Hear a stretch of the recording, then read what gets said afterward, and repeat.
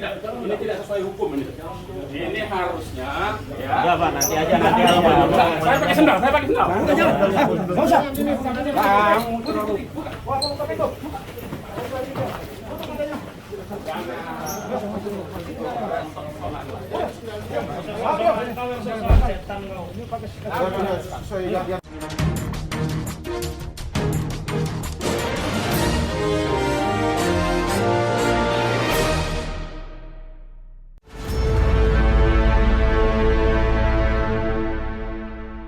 Halo, kembali berjumpa dengan saya Haris Munarif dari Forum News Network dan bersama Bung Rocky Gerung. Tadi sebenarnya peristiwanya ini cukup mengagetkan ini Bung Rocky. Jadi Munarman ditangkap oleh Densus 88 dengan tudingan terorisme. Ya, ini hal yang biasa dalam komunikasi politik. Berita dipergunakan untuk menutup berita. Kira-kira itu masalahnya. Saya nggak perlu teruskan, tapi kelihatannya memang ditunggu Saudara Munarman supaya ada berita yang lebih heboh dari berita-berita yang ada sekarang ini. Soal korupsi, soal alat pertahanan, macam-macam. Oke, kita tunggu saja prosesnya seperti apa. Munarman terlalu dini, mungkin kita akan memberikan analisis ya, sampai masalahnya jauh lebih jelas gitu ya, Bung Rocky ya. Iya, walaupun terlalu dini, tapi publik udah kira-kira ujungnya kemana. Karena Munarman dari dulu dianggap sebagai orang yang harus disingkirkan karena terlibat FPI segala macam gitu. Tapi kita ingin sebetulnya memperlihatkan pada publik bahwa persoalan ini tentu terkait dengan Habib Rizik, terkait dengan FPI, terkait dengan politik Islam, terkait dengan macam-macam tuh. Jadi ini satu panggung besar yang Munarman kebetulan dihadirkan di dalam scene hari ini. Di dalam edisi hari ini adalah Munarman. Saya nggak tahu edisi berikutnya siapa tuh. Ya, oke. Nah, yang sudah clear ini beritanya, ini penjelasan dari Dispen Polri ya, yang menyebutkan bahwa pelaku unlawful killing kasus kilometer 50 itu akhirnya kan tinggal 2 orang nih yang disebut ya, karena 1 orang disebutkan sudah meninggal karena kecelakaan, itu ternyata tidak ditahan. Ini jadi agak mengagetkan juga, karena menurut Dispen ya, ini orang dia kooperatif, dijamin tidak akan melarikan diri, tidak akan menghilangkan barang bukti dan sebagainya. Jadi normatif sekali. Tapi dengan kasus yang cukup serius semacam itu tidak ditahan, ini tentu saja menimbulkan kekagetan ya, Bung Rocky. Ya, Munarman juga pasti sangat kooperatif kan. Jadi dia jangan ditahan juga tuh. Jadi ini saya nggak mau sebut permainan opini publik, tetapi fondamen dari seluruh peristiwa, mulai Habib Rizik, lalu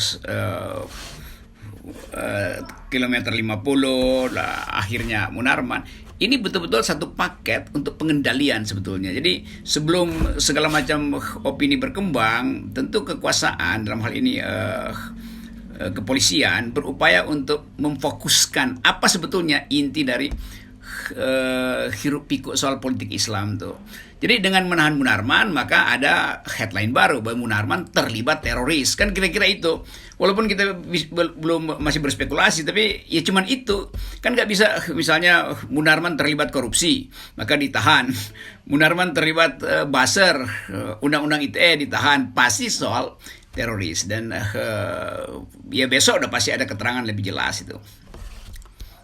Untuk memperjelas atau untuk makin tidak jelas. Ya. Nah, tadi kembali ke kasus tadi ini, agak mengherankan kalau kasusnya cukup serius gini, polisi tidak menahan. Tapi orang kemudian menghubung-hubungkan karena ini anggota kepolisian. Ini kan lagi-lagi akan menjadi menjadi citra yang kurang baik kepada kita. Selama ini kan berharap dengan Kapolri yang baru ini ada perubahan-perubahan yang lebih signifikan dari lembaga kepolisian. Tentu kita berharap tadinya Pak Kapolri baru punya kemampuan untuk memperlihatkan bahwa ada cara penegakan hukum yang lain gitu. Ternyata sama juga tuh. Tapi oke, kita tentu kasih semangat pada Kapolri supaya terus melakukan penegakan hukum, tapi dengan rambu-rambu tuh. Karena publik udah keburu tanam harapan pada Kapolri baru supaya betul-betul profesional tuh. Jadi sebelum pengadilan sebetulnya mulai memeriksa Munarman, kita kasih poin aja bahwa Munarman tentu di belakangnya ada kejadian-kejadian yang secara hukum cukup untuk menangkap dia itu. Tetapi sekali lagi Munarman ini adalah tokoh yang juga kontroversial karena orangnya tidak ingin ditundukkan. Jadi sebetulnya ada hal-hal yang di dalam hukum itu tidak memerlukan delik sebetulnya tuh. Kalau dia cuman bandel ya udah di aja kan diskusi itu. Tapi kita mau tunggu delik apa yang bakal ditanamkan pada Saudara Munarman.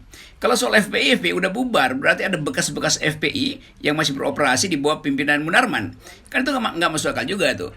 Tapi lagi-lagi kalau kita bilang ya perlu presumption of innocence, iya, tapi selalu istilah presumption of innocence itu tidak lengkap sebetulnya kalau kecurigaan publik terhadap variabel politik di belakang kasus satu delik hukum itu tidak dijelaskan. Nah, publik menunggu latar belakang politiknya apa kalau Munarman ditangkap tuh. Kan itu kan. Lain kalau dia ditangkap lagi ugal-ugalan. Ya. Sejauh ini yang muncul di media bahwa disebutkan dia terlibat dalam kasus terorisme, menggerakkan orang untuk melakukan terorisme. Jadi kita jadi teringatkan kemarin itu yang dikaitkan dengan Munarman adalah kader FPI yang ditangkap karena terorisme di Makassar. Tapi saya jadi teringat kemudian statement dari Sidney Jones, pengamat terorisme, yang menyebutkan bahwa ada semacam obsesi dari pemerintah untuk menjadikan FPI itu sebagai teroris. Kan itu yang saya kira ini pernyataan dari Sidney. Ya, itu ya kita jadi aman bicara karena Sidney mendahului kan. Kalau kita ngomong nanti dianggap ada upaya untuk mempengaruhi public opinion. Tapi Sidney Jones adalah peneliti dan dia tahu rumus dalil orang ini siapa, kaitannya kemana, segala macam itu. Jadi kalau dia berpikir bahwa ini mau dipaketkan soal obsesi ini, itu yang masuk akal.